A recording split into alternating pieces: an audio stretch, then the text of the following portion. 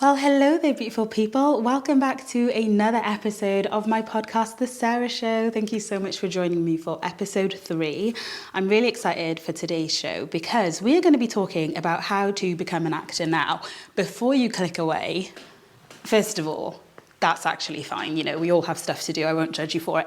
But I do encourage you to listen to this, even if you don't want to be an actor, because what I've learned from going from being a medical doctor to being an actress is that these principles apply to everything. Like, people will say to me, oh my gosh, what a big difference, what a big career change. You were a doctor and now you're an actress. And I'm like, funnily enough, the principles are exactly the same. And I think they're really key principles that we apply when trying to do anything new, specifically start a new career. So if you're thinking of a change, I still recommend that you listen to this, because what I'm going to try and do is break it down. There's 4 different points that I want to make, but I'm going to break them all down into the principle of it that applies to everything. And then I'm also going to talk about how that applies practically in the acting world, because I know that for me, coming to acting with just no connections, no experience, like, actually insane. Like, who am I and who does that? Literally, who does that? Anyway, yeah, I came into acting with absolutely just not a clue, as you will see as we go through this podcast. So it's a safe space, you guys. It is a safe space. And for it to be a safe space for me, I need you to also just not judge me when I say when I confess about how ignorant I was about the acting world when I decided to be an actress. But I really do believe as well that ignorance can be bliss. Because sometimes if you try to learn everything and know everything before you try, you'll just get so overwhelmed. So, you know, it's okay to not know what on earth you're doing. Like, you can figure it out as you go. One of my favourite sayings is that everything is figure-outable. So with that in mind, as I confess things about how little I knew when I first got into this, let's just let it be. There might be some things that, I'm still learning, which I will discuss as well. But I think it's a safe space. I want to share what I've learned in the last 3 years of going from being a doctor to being an actress, and I think it will benefit you no matter what you're trying to do in your life. So there are many things that are consistent between the acting world and the medical world, but practically speaking, there are lots of things that are different. So in medicine, like, it's very regimented, right? You do your degree, you do this exam. Like, there is a very clear step-by-step pathway on how you go from being a non-medic to being a consultant. It is highly regulated by the GMC, by all these different bodies to keep medical practice safe, which is amazing and brilliant. However, with acting, the risk is a little lower, so it's a lot less regimented, to the point where I remember when I first got into the industry and I was like learning about things, I was like, this is kind of like the wild, wild west. Everyone's just out here YOLOing, doing their thing. Like, I was like, give me instructions, like, teach me how to go from A to Z. Just give me the map and I'll do it. I'll work hard. I will get there. But the truth is that there are many different ways. And because of that, it means that you will probably hear a lot of conflicting advice. Like, I would hear one thing from one teacher, another thing from another teacher, and it sounded like they were conflicting. But the truth is, or what I'm learning and did learn, is that both things can be true, that there are actually many ways to do things. And so the more information you gather, just hold it with an open hand. Like, don't hold yourself to, oh, this is exactly the path I have to go down. Like, just be open with your career and with your direction, with the steps that you take. Be open to trying new things when building your career. Because I think that lots of different things can be true. And if you get really stuck on this is the exact pathway that I have to take, then it can be a bit confusing. And as I share my story, just know that my pathway is not the only pathway. However, my pathway, as someone who is an actress and has never had an agent, is quite different from a lot of other people's. That is why I'm really keen to put it out there, because if you're like me 3 years ago and you're like, I don't even know if this is possible, I just want to share that it is possible. It is possible to be a self-represented working actress. It is possible to go from knowing nothing to knowing enough to book jobs. And I don't say that with any pride at all. I just want to encourage people, like, literally still on the journey, no judgment. Also, last disclaimer before we get into it is that I think that foolish optimism can be such a superpower, and it can really protect you emotionally. So if there is like foolish optimism that you hear in this podcast, I encourage you to try not to look down on it, but to step into it, because ignorance really can be bliss. And so, if you allow yourself to naively believe that you can do it, or what some might call naively, life is just so much more fun. Life is so much more fun when you allow yourself to believe that it's possible to achieve your dreams, and that you really can, be an actress or be a singer or be whatever it is you want to do, because the truth is that you can. And if you have a can-do attitude, it tends to go, I don't know, in my experience, it's so much more fun, and it also just goes a lot better. So yeah, those are my disclaimers. Let's get straight into the chat of how to become an actress. So my first step is to learn how to act. You have to learn. When you want to do something new, the chances are you're starting with no knowledge, and so you've got to learn. And the principle of this step one that applies to everything is that I think that it's really good to be okay with looking dumb. I think we all have a certain level of ego, right? A certain sense of who we are and our sense of self. And while that can be beneficial, it can also be a bit dangerous, because if we cling on to that really tightly, then it can be hard to pivot, right? If you know yourself as, I am an engineer, that is what I do, then to suddenly see yourself as a musician can be really difficult. And especially when you're coming from an academic career to a creative idea, it might be that you've developed quite an ego, right? If you've been working as a medical doctor, it might be that you're like, oh, I've worked my way up to being a consultant, and now I'm at the bottom of the food chain of the creative industries. And first of all, I want to encourage you that, all life experience is helpful in acting. I think all life experience is helpful in all careers, to be honest. I always thought that people who did medicine postgraduate just brought with them so much confidence, so much more self-assurance in what they were doing, and so much more experience of other walks of life. And I think that is a huge benefit. So don't underestimate what you bring to the table, number one. But number two, I think that it's okay. It's actually okay to learn and to look a bit dumb and to feel a bit foolish.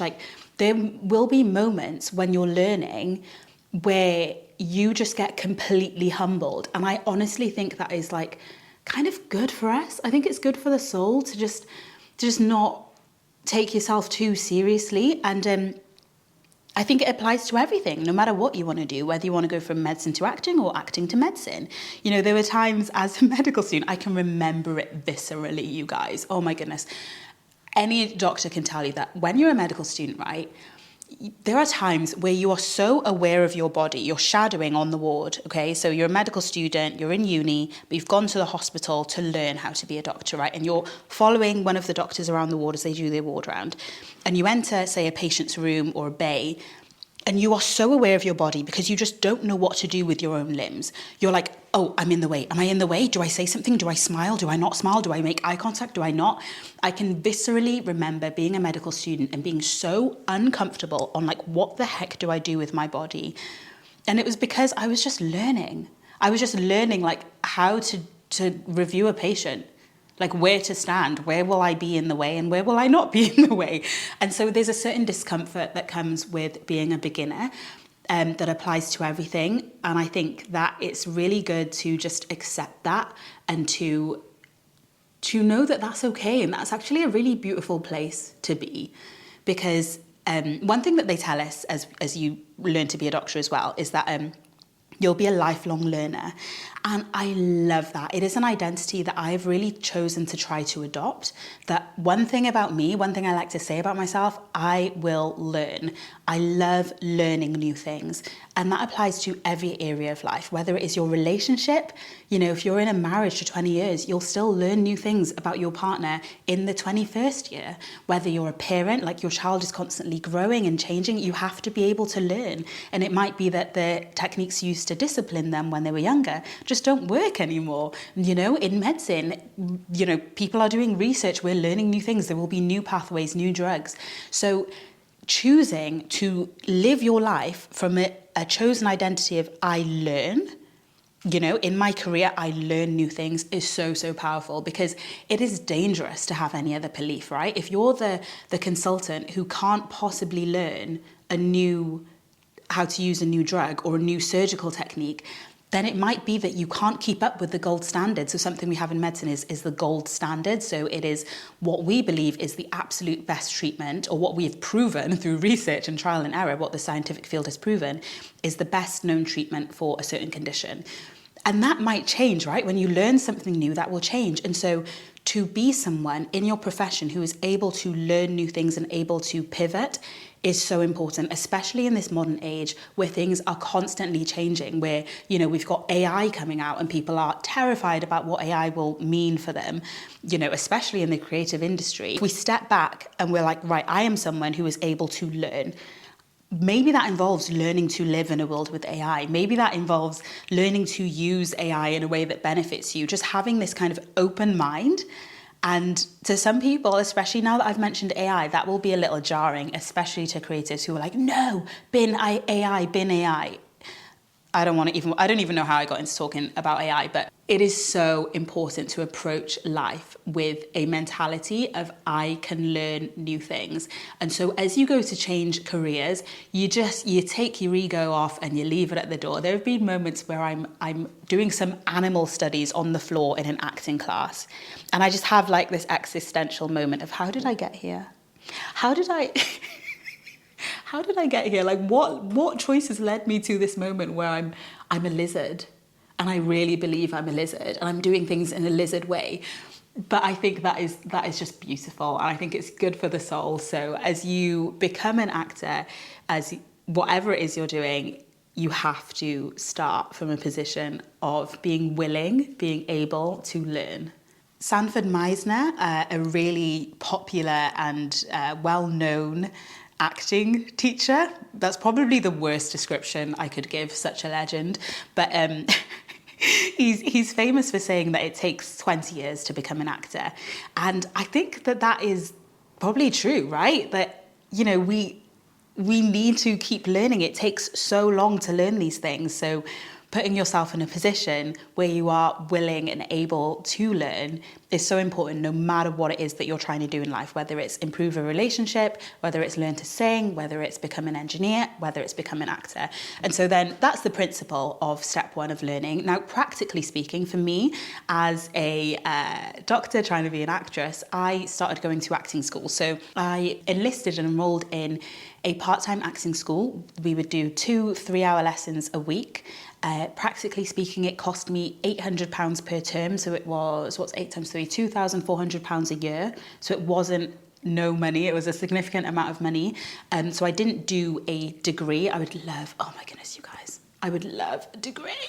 I would love to go to university and study drama full time. It's just very expensive. But as a very Nigerian daughter, you guys, I love a degree. But you don't necessarily need a degree in order to be an actor. I think they're amazing, but it's not like a prerequisite in the same way that it is for medicine, right? With medicine, if you want to be a doctor, you got to get into uni. That's a completely different, this is what I mean by how the principles are the same, but practically it's different.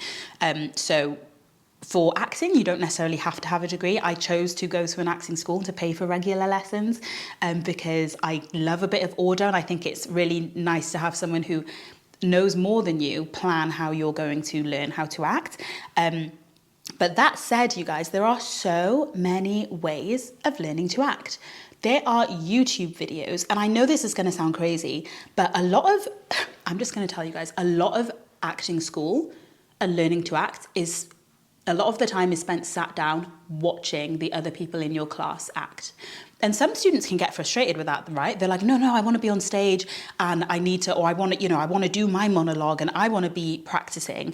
And we feel the needs that we need to be physically doing it in order to be learning. But actually, you learn so much by watching other people act, watching the feedback they receive, watching them try again.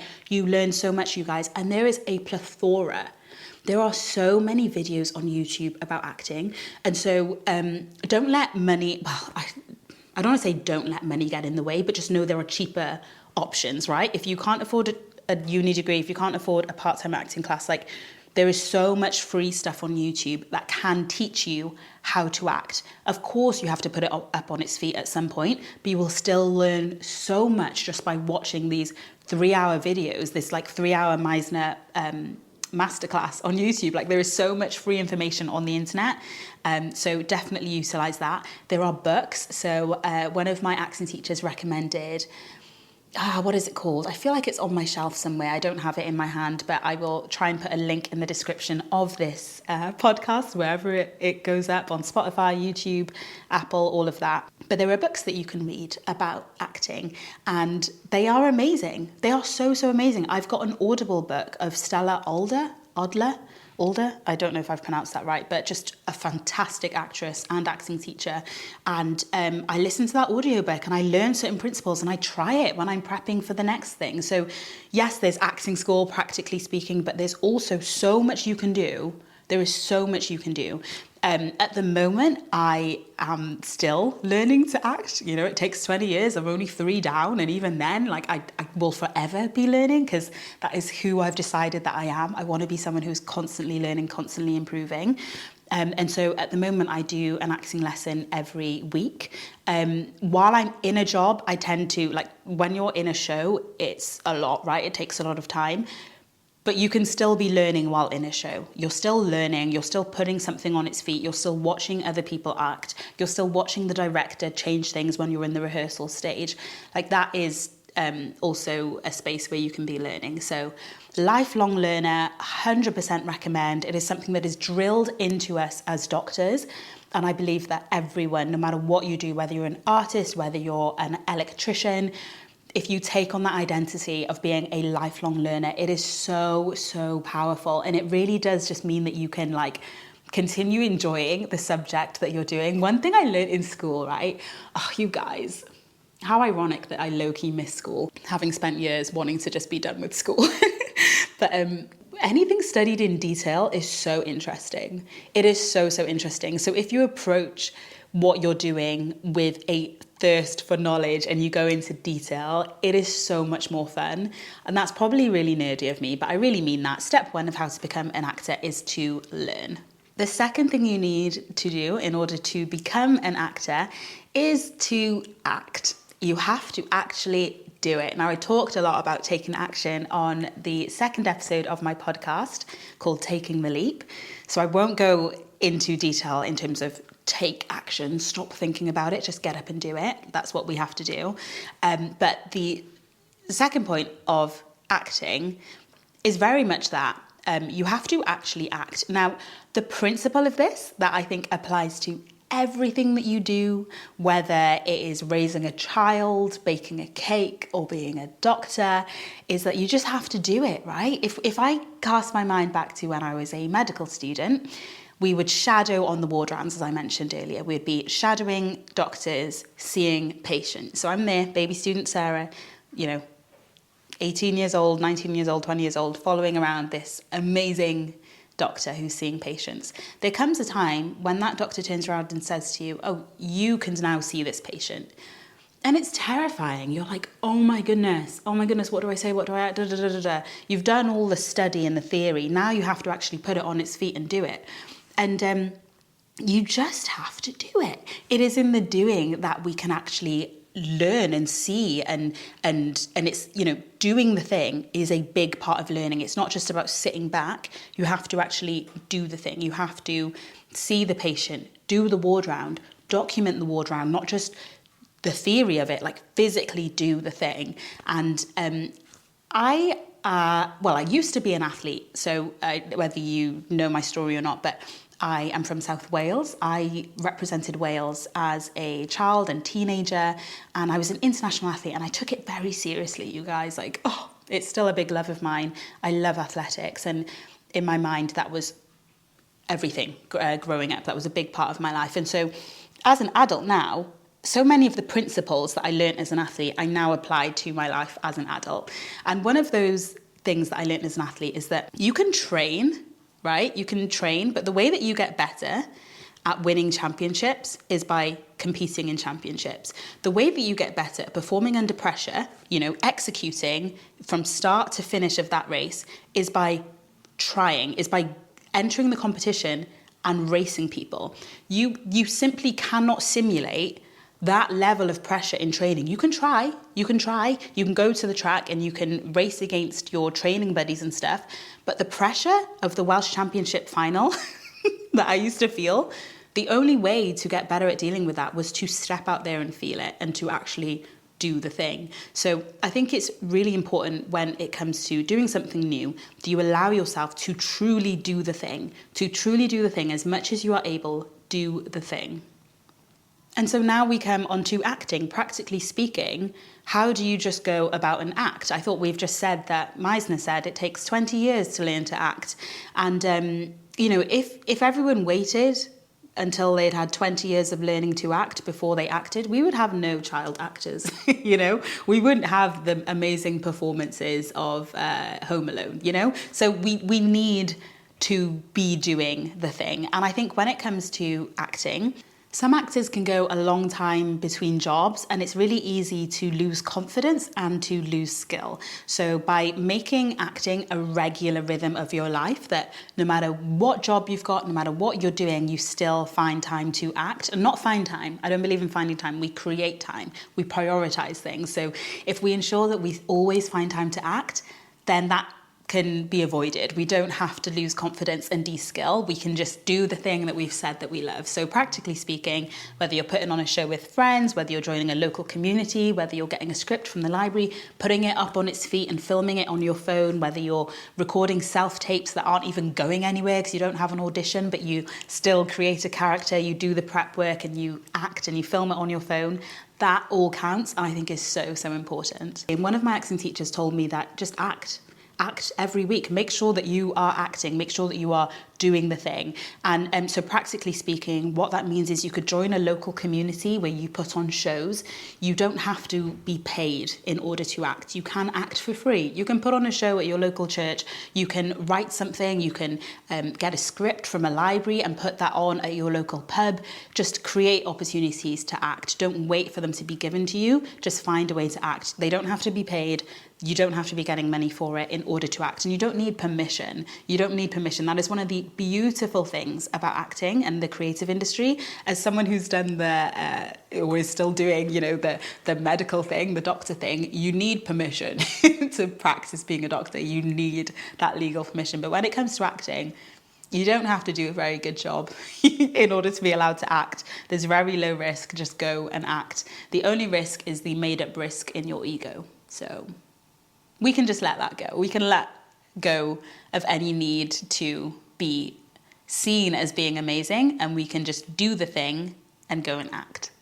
Number 3 of how to become an actor, which I think is probably something people have been very much looking forward to. Well, it's something people have asked me about, and it's how to book a job. Oh my goodness, how to book a job. What a question. Can I just tell you, to start with, before I get into the principle and the practical of this third point, when I first started acting, you guys, I didn't really think about booking a job. And I'm not saying that to sound holier than thou. I'm saying that because I was just ignorant. I really didn't, guys. I did not know it. But then as I got into my acting school, one of the first teachers that we had in our screen class was like, this is how you book a job, and was telling us how to book a job. And I was like, whoa there, sailor. whoa, I just got here. Like, what are you talking about? But I'm going to teach you or share with you some of the stuff that I have learned from him and from other teachers as well on how to book a job, because I was so ignorant of this. I was so ignorant. Okay, so the principle of this third point that applies to whatever it is that you're trying to do, specifically career-wise, is to apply. You've got to apply for a job. You got to put your face out there. You've got to put your face out there. And this applies for so many different things, right? If you want to meet the love of your life, go outside. Leave the house. I'm over it. We're not doing this anymore. You're not sitting there in your comfies because you're comfy. Of course you're comfy. But unless you want to marry a thief or your Deliveroo driver, which, could happen, unless you want to limit your choice to that, you need to actually put yourself out there and start going on dates. You have to apply. You have to, be out in the world. You've got to apply for a job. And I think this is something that people, myself included in the past, and it's something I'm still working through, but we can really get in our heads about. It is insane how many people don't apply for jobs. And I'm not putting any shade out there. I know the job industry can be horrendous, right? But what we tend to do is that we will think about it for a long time. We will read the description and we will decide without actually applying, like practically applying, without submitting our CV, without getting in touch with the company or the manager or the director or going over and talking to the person across the bar, without, you know, before we smile at the person that we fancy, we will decide in our heads that the answer is no. I heard a saying that changed my life. It was never say no to yourself. Never say no to yourself. So if I'm applying for a job, if I look online and I see a job that I want, right? It is not my job to decide whether or not I get the job. I cannot express this enough. I cannot overstate this. It is not my job to decide whether or not I'm qualified enough for that job, no matter what field it's in. And we do this all the time, right? Someone will see the list of things needed for the job and they will decide, oh, I'm underqualified, especially women. If you're a woman listening to this, just know that men are so much more likely to apply for a job that they're not qualified for than women. Women will see it and be like, oh, I don't have this or I don't have that, and they just don't apply. Please hear this when I say this. If you, right, don't think you're qualified for the job that is being advertised, what makes you think you are qualified to decide whether or not you're qualified for the job being advertised? Do you see what I mean? Like, there's someone whose job it is to hire people. They are the ones who are quite literally in the position, holding the position of the decider. So decider is up here. Decider is on, say, level 10 of qualifications, and they're deciding who gets the level 5 job. If you think you're level 1, why are you trying to do a level 10 position of making the decision? Your only job is to apply, to put yourself out there. The same thing comes to dating, for example. If you see someone that you like, instead of looking away, not making eye contact, because you're like, oh my gosh, they'll never fancy me, they'll never be interested. It's not your job. It's up to them to decide. It's up to them to decide to just look, make eye contact, smile, go up and say hi. Lol, I say as someone who has never done that, but I do smile. I do smile. And to me, in my world, that is applying. Why am I talking about dating? I'm trying to make this as widely applicable because I really do believe that the principles are widely applicable. Never say no to yourself. Your job is to apply, not to decide. From my experience in acting so far, there have been roles that I've applied for that I didn't really think that I was qualified for. I didn't think that I fit that role perfectly. And then I got the role, and what I came to learn was that the vision of the play was different to what I had thought it was, right? Because the director and the casting director, they know the vision, they know what they're looking for. And so then I'm doing this job and 2 weeks in, I'm like, oh yeah, that was actually a really good casting decision, right? Because I wasn't qualified, I'm not the casting director. I'd have no idea exactly what they're looking for. I haven't been privy to all of the research and the conversations that the director and the writer and the casting director have done together. So if I had looked at the description and, understood it or thought I understood it and decided not to apply, I would have deprived them of getting a good actor for that job. I would have deprived them of that because I was trying to do the job of the casting director, and that's not my job. There have been other jobs, right? Other acting jobs where I've thought I was so qualified. I was like, yup, that's me. Whoa, just write my name on the ad, guys. Like, if you want me to be in your play, just email me directly. Like, why are you playing hard to get? I've seen a role, I've been like, yeah, that's for me. Applied for it. And they've been like, no, you're not a good fit. There was one role where I applied, got rejected. They told me I wasn't a good fit for it. But then they gave me another role because they were like, oh, you're not good for that, but your voice is perfect for this other thing. And I was like, oh my gosh, that's so true. And do you see what I mean? It wasn't my job to decide. My only job is to apply. And so it's truly one of the best, most relieving sayings I've ever heard is never say no to yourself. It is not your job to say no. It is your job to ask the person who actually has that job and apply for it. So practically speaking, when it comes to acting, how do you apply for jobs? So the first job I ever got, I'd like to start by saying when it comes to getting jobs in acting, you need to audition. Now, you might think, well, duh, guys, oh my goodness, I was so ignorant. The first job, or one of the first like real, like official acting jobs that I got, a casting director basically said to me, hey, I've got a job for you. Guys, I thought I had the job. I was like, oh my God, amazing, I've got a job. I didn't realize. And when they were like, oh, you've got to send a tape, I was like, oh, my bad. I'd literally been saying to people, I've got a job. I didn't realize. So just to put that out there, you know, you've got an interview, you've got an audition process. I don't know how I missed that, but I really want to drum home that you can start off incredibly ignorant and still, you know, still be an actor. How beautiful, how wonderful that we can learn and grow. So practically speaking, when it comes to acting, there are many ways to apply for a job. So there are open castings. So if you search on Twitter, on social media channels, if you search for open castings, if you search online, there are some jobs where they are literally just looking for a person to match the description. I think it's really important to remember what acting is. Someone can have a character in their head and they need that character to exist somewhere, right? So a writer might have written a character and you might be exactly that role. And for some projects, they don't mind if you haven't had any previous acting experience. I know a casting director who does a lot of street casting. So as in they intentionally book people who have never acted before. So you don't actually have to have previous experience to book a job. So open castings, you can find them advertised on social media. So if you follow a load of different casting directors, they will post when they're looking for someone and they will say, you know, email with a picture of yourself, all of this. So just search for open castings. There are so many jobs that are advertised that way. One thing that I did was, practically speaking, just to share my experience, was that I went to an open casting. I think it was for Was it for The Lion King? I went to an open casting. I think it was for The Lion King. Can't remember what musical it was for. But basically, I did that open casting. And so I was in front of these like hugely esteemed casting directors, writers, all of these amazing people. I sang my song.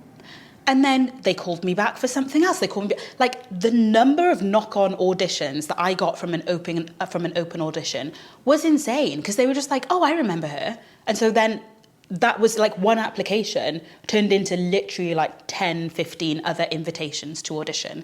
So just know that in this modern day and age, some of the barriers we put up, we've actually created them. And there are a lot of ways that people try to take that, like intentionally reduce the barrier of entry for acting. They want more people in the industry.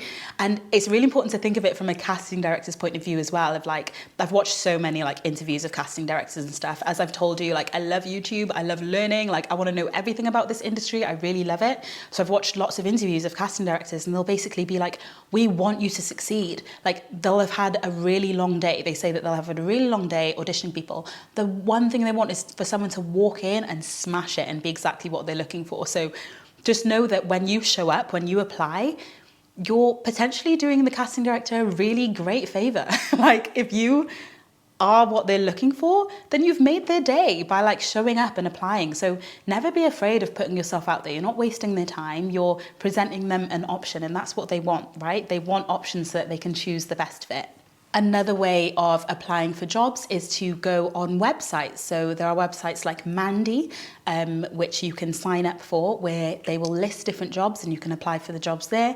Other websites like Spotlight, which there is a barrier to entry. You can read about it on their website. But then once you're on that website, you can see a huge list of different opportunities and you can put yourself forward for them. So there are many, many ways. Another way is to email directors directly and say, hi, my name is this, that, this. If you have a project that you're looking to create, then think of me. You can email casting directors directly. You can get in touch with theatres and tell them, hey, I'm an actor. If you're putting something on, you need actors, yada, yada. Like, there are rules, and there are probably people listening to this who are like, oh my goodness, Sarah, no, that's not going to work. This isn't going to work. That's not going to work.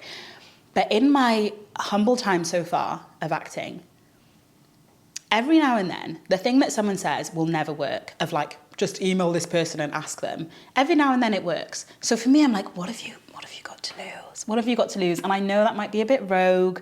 And there are some people probably listening to this being like, please don't email me, like a director thinking, please don't email me.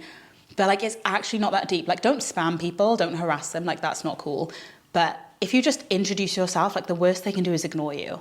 it's really like, just put yourself out there, apply for jobs. So hopefully I've convinced you of the principle of never say no to yourself, apply for jobs that you're not qualified for, because you're actually not qualified to say whether or not you're qualified for it. I think that's such a sermon. Such a sermon. Once I realized that I was doing that, I was like, what am I doing? I've been out here saying, oh, I can't go for this because I'm not good enough. Girl, you ain't got a clue. You actually haven't got a clue. Like, put yourself out there. Like, stop assuming the role of the manager. You're not the manager. You're the applicant. Just be the applicant. Okay, anyway, that was number 3. Number 4 of how to be an actor. And this is like a very basic introduction, you guys. I hope it's helpful. It's to get an agent now. Oh my gosh. Oh, I'm nervous to talk about this one because I don't have an agent. I've never had an agent, you guys. Okay, right. Maybe I should start, instead of starting with the principle, I'll just start with an explanation. Again, I didn't know ish. I was blissfully ignorant about the industry. So I didn't know you needed an agent when I first started acting. I just wanted to act, so I didn't know you needed an agent. Yeah, I didn't know. I didn't get it. And then when I found out about agents, I was like, oh, I don't get it. Why can't you just apply for a job yourself? But then everyone was like, Sarah, you need an agent, get an agent. And so I was like, oh, okay, I guess I should get an agent, but I didn't really know how to get an agent. And then the agents that did see certain, school productions, I remember being in my class, right? I'm in this class of, say, 12 of us. 10 people got signed to this agency, apart from me and one other girl. Like, I was not picked. I literally wasn't chosen. So I was like, oh, well, I guess I'll just carry on. I appreciate that you might think, Sarah, you don't have enough experience to talk about getting an agent. However, I'm going to talk about it anyway because it's a Sara show and I can do what I want. And also because I've learned from seeing other people's experiences. And agents, I will just say, are amazing. They are amazing. They do so much. They work so hard and they are worth every penny. But let me come back to the principle of getting an agent and how this can apply to you outside of the world of acting. I once heard this saying in this book, and I didn't like it the first time I heard it. It was in a book that I read called Failing Forward, an amazing book that I recommend to so many people. My acting teacher recommended it to me, and it's one of the best things I did was to actually do what they say. Also, I should put that back on learning. Like, when you're learning, by the way, if someone who knows more than you tells you, like, gives you advice, like, try to actually take it and do it. There are so many things that I did that worked because my teacher told me to do it. Because sometimes you can listen to stuff and not actually put it to practice. So my teacher said, this book is good, listen to it. So I did it. I got the book, I listened to it. I'm more of an audible listener than a physical reader, although I'm trying to get back to paper books. But yeah, I listened to it and it was amazing, changed my life. But one of the things that the writer says in this book is that everything that you want is a relationship away. And I didn't love it. I was like, oh, that kind of sounds like you're like using people. Like it wasn't really sitting well with me. But he goes on to explain it. And he essentially says, relationships are everything. And I'm like, I don't know. I wasn't sure. I wasn't convinced. But I loved this book and I listened to it like 4 or 5 times. And I came to agree that, oh my goodness, that is so true. And the way that this applies is that people always talk about networking. And that was another term that for whatever reason I was just uncomfortable with. Because I was like, oh, I don't want to, I feel weird going up to someone and being like, hi, I'm networking and I'm chatting to you, but you obviously know that I want something, and it just feels transactional and like unnatural and like a bit of a, just like not very nice. Like I didn't like that. However, that was, and I'm just explaining, that was my guttural reaction. I think networking, of course, like practically speaking, it's an amazing thing. It's really important. But what I want to do is if you think of networking and you think of that saying that I said, everything you want is a relationship away, and you feel a certain kind of way, you don't love it, don't worry, I get it. I totally felt like that as well. So for me, the way that I've come to understand it better and sit with it in a way that I feel joyful about and peaceful about, I believe, I'm a Christian, I believe that life is about love. It's about loving God and loving each other. And so it kind of makes sense to me that everything is about relationships. But then when you think of it on a practical level, if I need my hair done, I need a hairdresser to do that hair, or I need someone who makes shampoo to sell me the shampoo. If I'm hungry, I need some food. I need, in this modern day and age, I need a shopkeeper to sell me some food. We need each other. We need each other for like everything, right? So when it says everything that you want is a relationship away, if I say to my friend, oh, I'm looking to buy a car, and then my friend says, oh, I know someone who's selling a car, maybe you'd be interested. That friend has just helped me to get what I want, and they've helped their other friend to get what I want. And that doesn't mean that I've used that friend to get a car. It was just the fact that it was via this relationship that I was able to find that car. And so for me, that helps it sit a little better with me in terms of networking is just openly socializing with the comfortable and confident knowledge of what you and other people bring to the table. So if you're at a networking event for acting, knowing that you as an actress can bring a writer's script to life. If you're at a networking event as a writer, knowing that you as a writer can write an amazing script that a director has just been praying would land on their desk. If you're at a networking event as an agent, knowing that you as an agent can get that actor their next big break. Like, it is such, like, we live in such a beautiful world. It's like the ecosystem of it, right? The ecosystem of the industry that you're in, whether it is medicine, because the same thing still happens in medicine, I've been working with someone on a job and they were like, oh, they're actually stepping down from their other job and they're looking for another junior doctor to take over. And so I'm like, oh, cool, like, I'm pretty available. And they introduced me to the consultant and I end up, I'm qualified, that I'm what they're looking for. And I ended up getting a job that way. And I think that it's really, it can be a really beautiful thing in many areas of life. And for example, relationship-wise, so basically the way that I met my boyfriend was that I was set up through a friend. And it wasn't just set up through a friend, it was, I went to my friend's 30th birthday party. I met her friend of 20 years. Her friend of 20 years then went to visit her sister, went to church with her sister and met this guy. And was like, oh, I know someone I could set you up with. And they set him up with me. They gave him my number. And so everything you want is a relationship away. Like, I didn't go to my friend's 30th thinking, I'm going to meet the man of my dreams at this party. No, I went to celebrate her. Of course I did. And it just so happened that through this network of relationships, I ended up being in a wonderful relationship.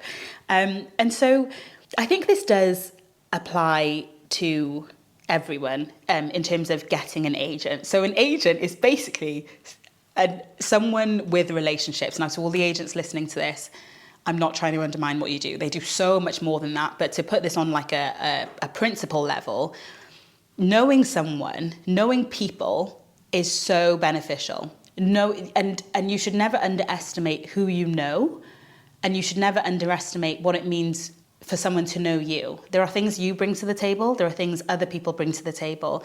And so I think I love this part because I think it's just such a good reminder of like, just be nice to people, like smile at people, be confident in who you are and what you do. Like when you introduce yourself, like say you're an actor, be okay with the fact that you're looking for work, like be open about that. And just, yeah, be nice, because everything you want is a relationship away. And it's not about using people to get what you want. It's about acknowledging how much people bring to the table and how much beauty we pour into each other's lives. And that is a symbiotic thing, you know, it's the circle of life. Like it's a beautiful thing. So that's the principle of it. I hope that's made sense. And now, practically speaking, agents are amazing. In acting, what you have is you have like directors, people looking for actors, and then you've got loads of actors who want the job, right?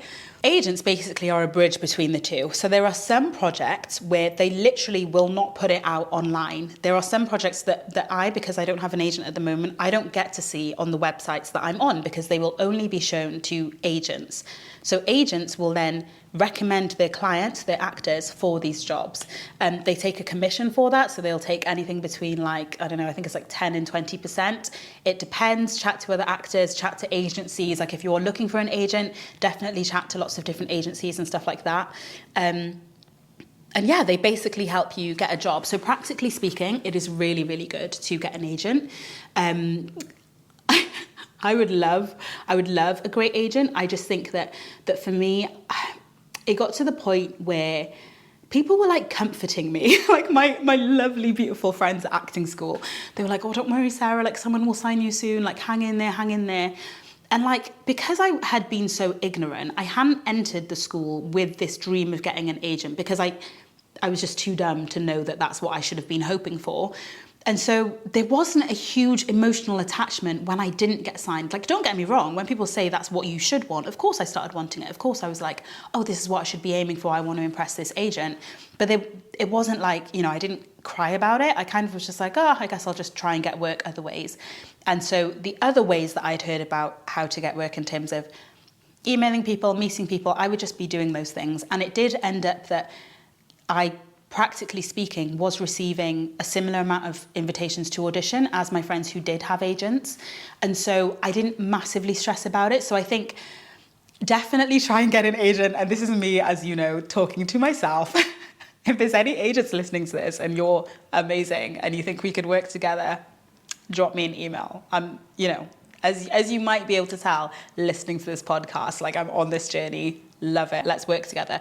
However, if you're listening to this and you're like, oh, I don't have an agent, that means I can't be an actor, it's just not true.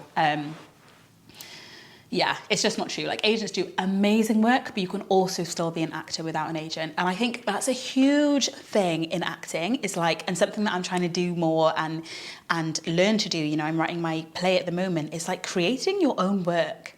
You can literally create your own work. Like Issa Rae, the president of Barbie Land, the amazing writer, actor, producer, director.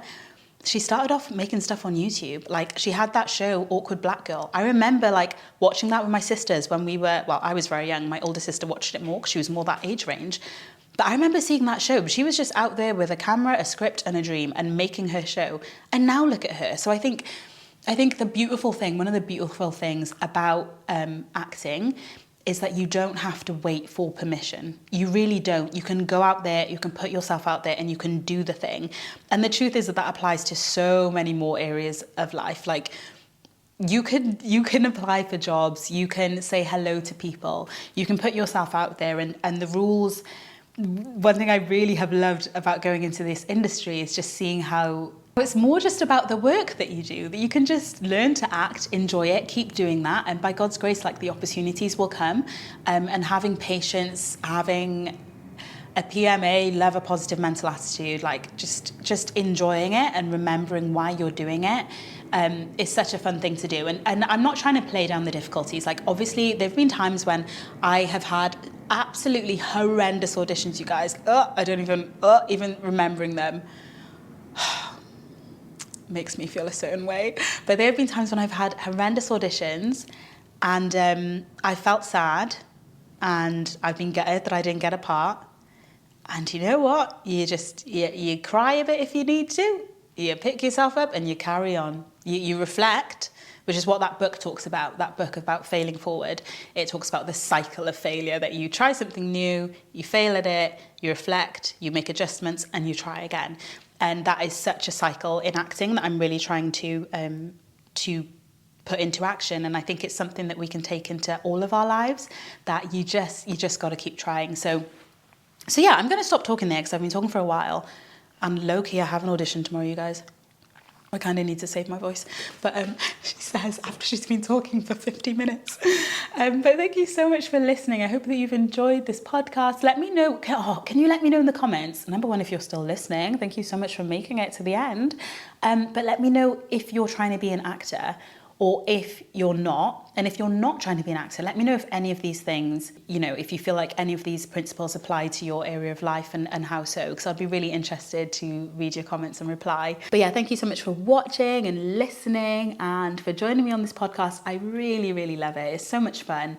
And I'm really grateful for this opportunity to discuss things. And I also feel like I'm learning so much. Like, when I'm writing things out, I'm like, oh my gosh, yeah, that's so true. And this is so true and yada, yada. So I'm just really enjoying this experience with you guys. And if you do like this podcast, please leave a rating on whatever platform you're listening to.